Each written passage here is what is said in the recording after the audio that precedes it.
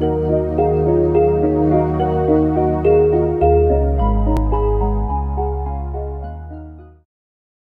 Silaturahim untuk Islam yang satu, untuk Indonesia bersatu. Masih bersama kami Ikhwan dan Akhwat. Saya Bagus. Narasumber kita di siang hari ini Ustadz Hakim As-Sufyani. Pembahasan tema kita tentang perbaikan diri. Dan ada beberapa pertanyaan baik via WhatsApp maupun via SMS yang sudah masuk dari hamba Allah Ustadz di Karawang. Assalamualaikum warahmatullahi wabarakatuh. Waalaikumsalam warahmatullahi wabarakatuh. Ustadz Hakim, apa perbedaan antara keji dan mungkar? Dan jika seseorang yang suka sholat tapi mulutnya kotor, apakah ini perbuatan keji atau mungkar, Ustaz? Ya. Bismillahirrahmanirrahim. Alhamdulillahirabbil alamin wassalatu wassalamu ala asyrafil anbiya'i wal mursalin. Allah berfirman, "Innas salata tanha 'anil fahsya'i wal munkar." Ya. Jadi ada beberapa tingkat. Yang pertama maksiat, cenderung ke maksiat. Manusia ini ada satu hadis, jika orang berbuat maksiat tapi dalam 1 jam dia enggak istighfar, maka tercatat maksiat. Tapi jika dia berbuat maksiat dalam 1 jam dia istighfar, maka tercatat taat.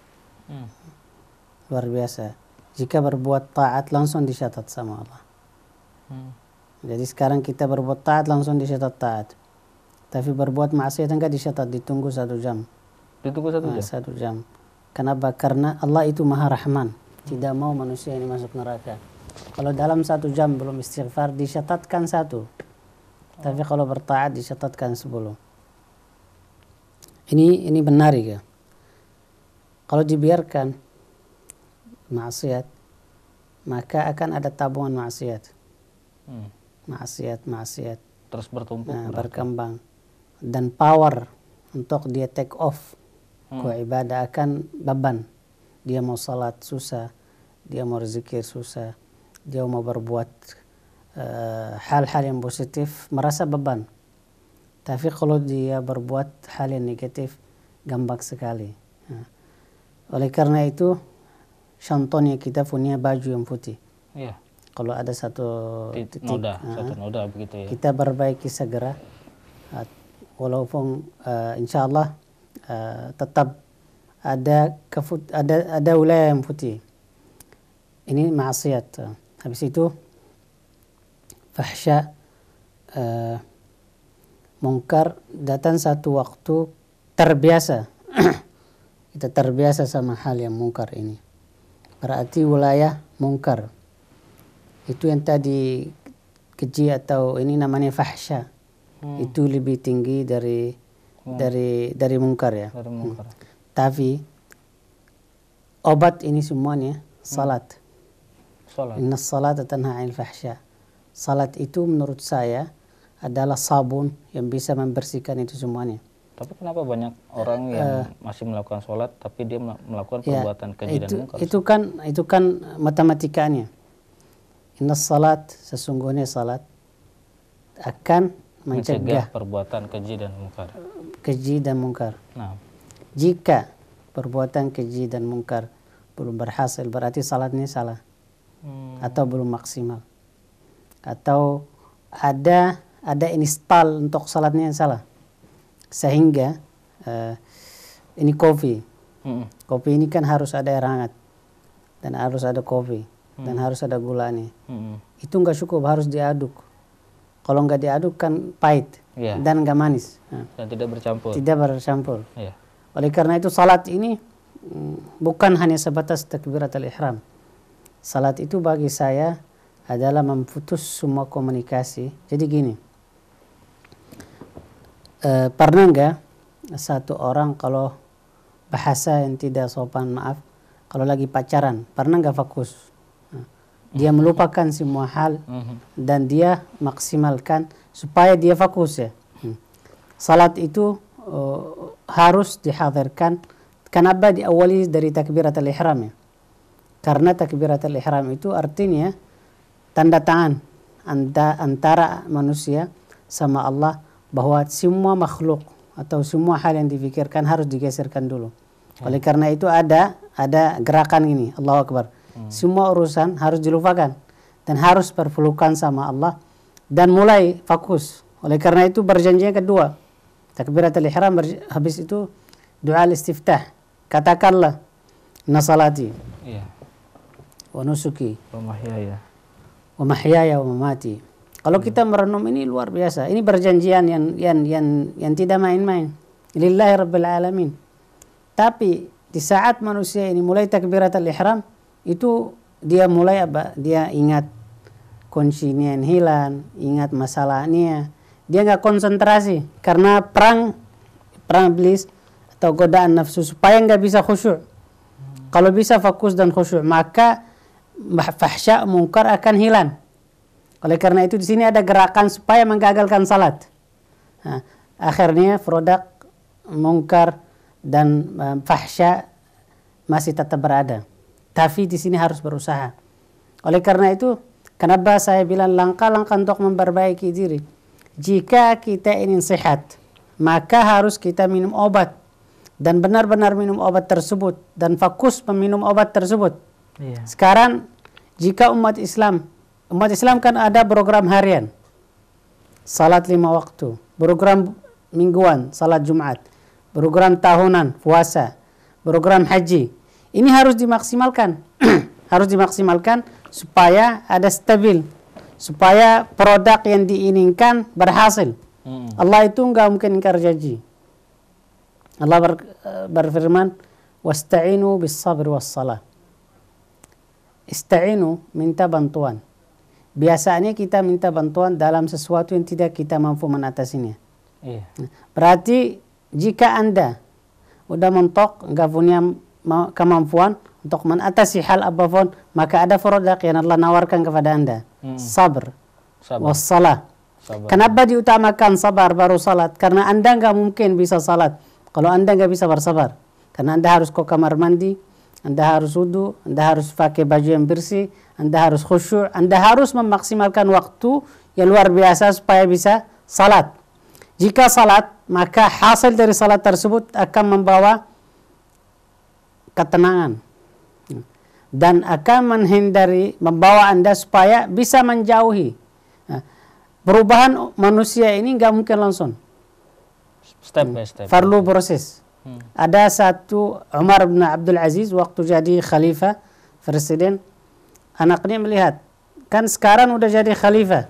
Kenapa nggak dipaksakan semuanya ikuti aturan Islam? Umar bin Abdul Aziz menjawab, saya khawatir memaksakan mereka harus mengikuti Islam semua, akhirnya mereka meninggalkan Islam semua. Ini kecerdasan bahwa nggak mungkin orang suka sesuatu langsung, harus dilatih, harus ada bahasa proses, harus diyakinkan bahwa apa yang kita lakukan ini yang terbaik. Oleh karena itu gerakan proses dakwah ini yang harus dimiliki sama umat Islam. Kenapa ada dalam Al-Quran seorang Nabi Allah Nuh berdakwah 950 tahun, yang masuk Islam 12 orang. Atau 40, atau di riwayat yang lain 42. Artinya manusia ini produk yang susah. Harus diyakini dulu, harus masuk ke pikirannya, ke hatinya, harus jelaskan bahwa Islam ini sebenarnya yang terbaik buat manusia ini supaya bisa hidup tenang dan damai. Oleh karena itu, kita kembali ke pertanyaan yang tadi, salat itu fahsya dan munkar. Manusia ini akan melakukan proses maksiat. Habis itu munkar. Habis itu akan menikmati kemungkaran itu ke sisi fahsya. Habisnya itu terjadi memiliki sifat syaitania atau sifat binatang. Oleh karena itu, ini semuanya apa? Kembali ke salatnya. Jika salat tidak berhasil untuk menghilangkan dua hal ini, berarti harus kita cek salatnya berarti ada kesalahan, apakah di gerakan salatnya atau di zikirnya atau di di manusianya. Seperti kita punya kendaraan ya. Kendaraan itu kita install remnya atau apa. Ternyata remnya belum berfungsi, berarti ada kesalahan di bahan mentahnya atau di syarah di programnya. Oleh karena itu umat Islam harus mulai efektif. Jangan lagi teori aja. Jangan kita hanya ancam-ancam umat Islam terus atau kasih harapan-harapan yang tidak sehat, tapi harus ada langkah-langkah supaya umat Islam bisa memperbaiki diri. Baik, jadi memang salah satu yang bisa memperbaiki diri kita adalah sholat. Jadi kuncinya adalah sholat, Ustaz, ya. Sholat dan sabar. Betul. Baik, Ustaz. Ada pertanyaan selanjutnya, Ustaz. Ini dari hamba Allah. Assalamualaikum warahmatullahi wabarakatuh. Waalaikumsalam warahmatullahi wabarakatuh. Ustaz, Rasulullah SAW bersabda yang diuratkan oleh Muslim, yang artinya adalah, maukah kalian aku beritahukan amalan yang dengannya akan menghapus dosa-dosa dan mengangkat derajat? Kemudian para sahabat menjawab, mau wahai Rasulullah. Beliau bersabda, menyempurnakan wudhu di saat yang sulit, banyak melangkah menuju masjid, dan menunggu sholat setelah sholat.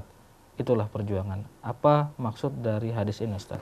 Ya. Terkait dengan perbaikan diri. Ya. Ada satu hadis yang bunyinya dalam bahasa Arab, ala unabbiukum bima yarfa'ullahu bihi darajat wa yamhu bihi Allahul khataya. Qalu bala ya Rasulullah. Jadi Rasulullah kasih motivasi, kasih arahan kepada para sahabat. Maka kalian mau tahu apa yang harus kalian lakukan supaya derajat kalian naik, supaya dosa kalian diampuni. Kalau isbaghal wudhu 'ala al-makarih.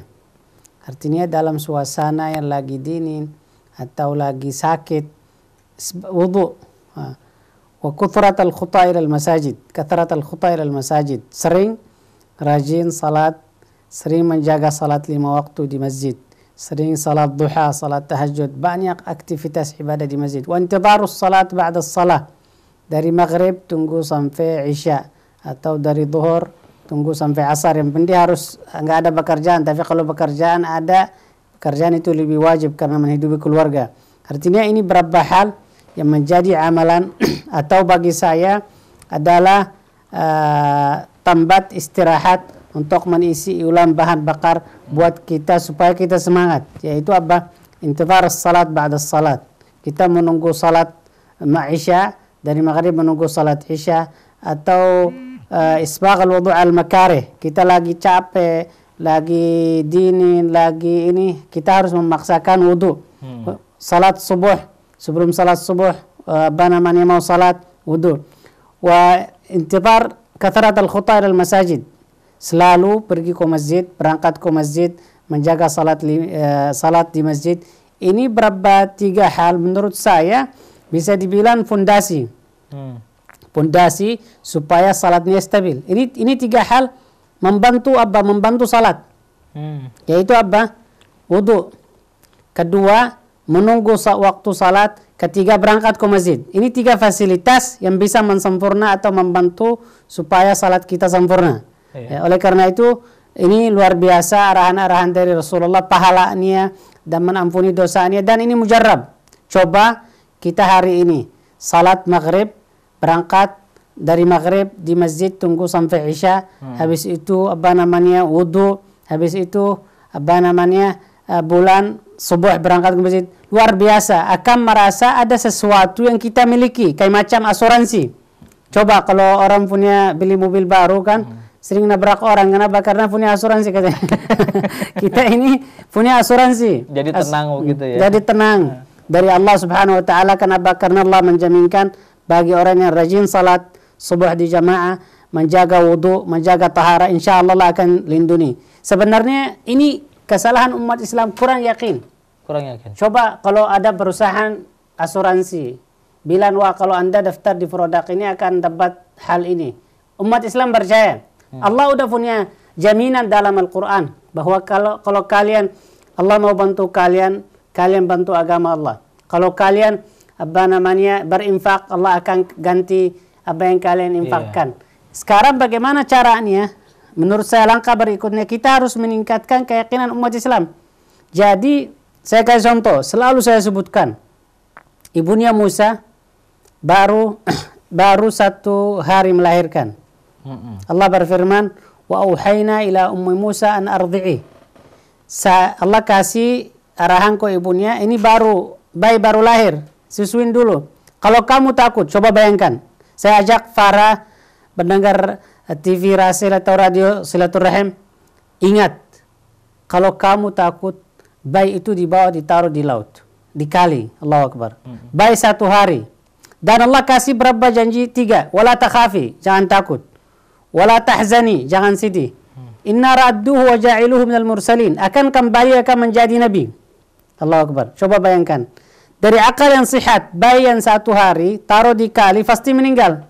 Enggak mungkin karena enggak bisa renang, enggak paham apapun, tapi karena ibunya punya keyakinan terhadap Allah, maka beliau melakukan hal tersebut. Apa? Beliau bawa Musa taruh di kali dan beliau yakin Allah akan menjaga dan beliau enggak takut, beliau enggak sedih, beliau yakin bahwa akan kembali jadi nabi. Teruskan di surat Al-Qasas qal faharramna alaihi al-maradi'. Allah melarangkan Musa sesuai dari ibu yang lain. Terus datang adiknya atau saudaranya, dia bilang ada satu ibu yang kita coba panggil. Terus datang ibunya Musa, langsung Musa menyusui dari ibunya. Allah berfirman berikutnya, faradadnahu ila ummihi. Allahu Akbar. Kita kembalikan Musa kepada ibunya. Kai taqarra 'ainaha wa la tahzan, biar tenang dan tidak sedih. Walita'lam anna wa'dallahi haq, dan supaya ibunya Musa tahu bahwa Allah enggak pernah ingkar janji. Walakinna aktsaran nasi la ya'lamun, tapi banyak manusia yang tidak tahu. Oleh karena itu, langkah berikutnya kita harus yakin terhadap janji Allah dalam Al-Quran. Bahwa apa yang Allah janji di salat, di sedekah, semua akan tercapai. Tapi karena kita udah ragu, akhirnya yang kita dapat keraguan dari hasil ibadah kita. Oleh karena itu, mari umat Islam ini memaksimalkan keyakinan yang ada dalam Al-Quran. Kalau bersedekah, dia harus yakin bahwa Allah akan ganti. Kalau dia ada musibah, Rasulullah SAW berkata, inna ad-du'a wal bala ya'tarikan fis sama. Ada musibah, dia berdoa, doa ini akan menolak musibah. Atau sedekah. Kalau kita menjalani aktivitas ini yang udah ada dalam Al-Quran atau dalam hadis Rasulullah SAW, dan kita yakini, insya Allah umat Islam akan akan kuat, akan ada kepercayaan diri. Kita sekarang kenapa banyak orang dukunnya atau orang-orang pintar dimakan duitnya, dibohongin? Kenapa? Karena keyakinan itu hilang. Kenapa keyakinan hilang? Karena tidak ada ilmu. Langkah berikutnya harus kita berbanyak ilmu, bukan perasaan. Bukan demo terus. Demo boleh, tapi jangan sering demo. Harus waktu yang kita harus ada gerakan salat subuh berjamaah.